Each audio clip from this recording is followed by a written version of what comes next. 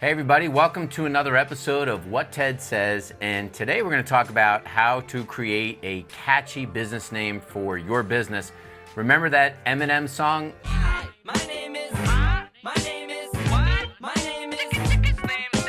If you've got a side hustle or you're starting a business, we've got to think about a name that people will remember. I'm going to talk to you a little bit today about how to create that name and differentiate yourself through 4 criteria in this video. You've got to watch all of them because these 4 criteria, if you do this right, not only will your name stand out, but people will remember you over the long haul. So the first part of this criteria talks about what's in a name. Now, I gotta tell you, I'm just not a fan of having a family name. I know that you like your name, and it has worked in the past.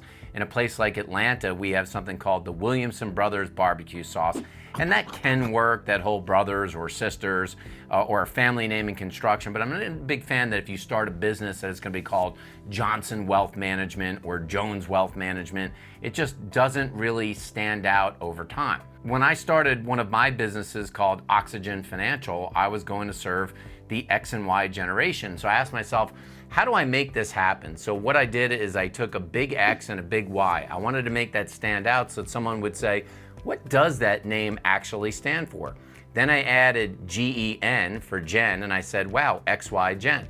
And then it came to me to say, look, let's get a little O before this, and we actually have the word oxygen. Now, I didn't know whether or not Oprah was gonna own it or she did own it, but now I had that name Oxygen Financial, which was really OXY Financial. Now I've got a story, and literally like 13 years later now, people still ask me all the time, how did that story come about? How did you come up with it? And it was me doing XY Gen, and I doodled an O on a page, and that's how it came about. A lot of people don't remember that a name like Verizon, it actually came about because it was part Veritas for truth, and then Horizon, and then they combined it. Uber came from the German word above all the rest. And for Geico, it was the government employee insurance company. And remember, they came up with a slogan that said that 15%, we can save you that in 15 minutes. 15 minutes, 15%. Remember Arby's, we have the meat. We've got to be able to get a slogan. Slogans are important because they can roll off the tip of your tongue. And there are several kinds of slogans. One kind of slogan is something like just do it when you think about Nike. I mentioned the one from Geico, and that's basically something that may go in conjunction with the brand name, or you can have what's called to be the 3-word slogan, something like Wrangler, real, comfortable jeans. So you'll see something like that that are more describing what the brand is actually about. Now, I came up with something at the time and said, if I'm gonna do Oxygen Financial, I wanna have Breathe Easier. And I was really thinking about breathing easier about life, but I said, somebody's gotta have Breathe Easier. Of course, I knew that there were those Breathe Right strips that go on your nose, and I thought, well, Breathe Right probably has Breathe Easier.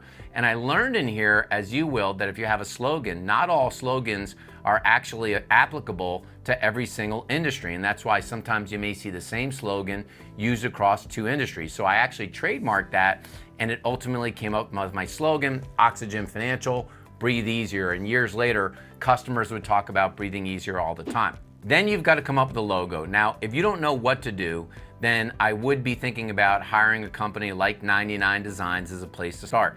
Is it worth $500 or $1,000 to get that to start? Absolutely, it is worth it to start right there and get some logo designs just to get something in your head, because you trying to scratch something out on paper is probably not going to work.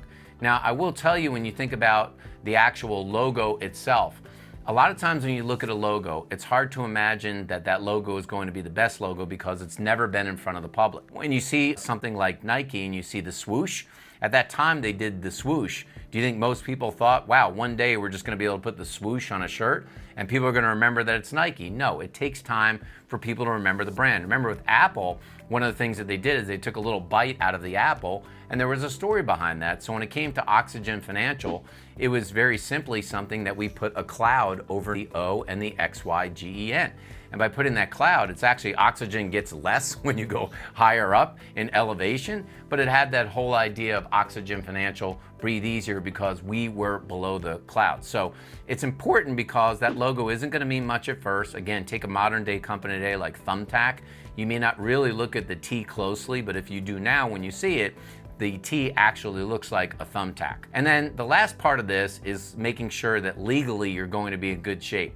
Just because you come up with a great name doesn't mean that that catchy business name is going to work.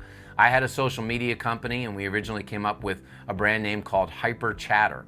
And we actually put it into motion, we created a website and we got it to work.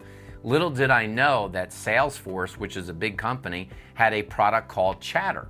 And even though Chatter wasn't Hyper Chatter, based upon the mark and the word, some of those companies, it will be problematic with them. And what Salesforce did is they sent me a cease and desist letter. Now, I certainly could have fought it because my Hyper Chatter product, it was not the same as Chatter at all, and we were in a different industry, but it could cost you tens of thousands of legal dollars just to take action overall. So when you think about that brand name in and of itself, you really want to do some research and make sure nobody else has it, or at least a big competitor, because you can be sure that their lawyers are going to come after you. So now that you know that brand name, the next question is, how do you actually register that name with the state? How do you register the name itself so your business becomes official? I hope you like this video on how to create a catchy name. It should get you off to a good start, but make sure to watch the next video on this topic, what to do when you start a side hustle.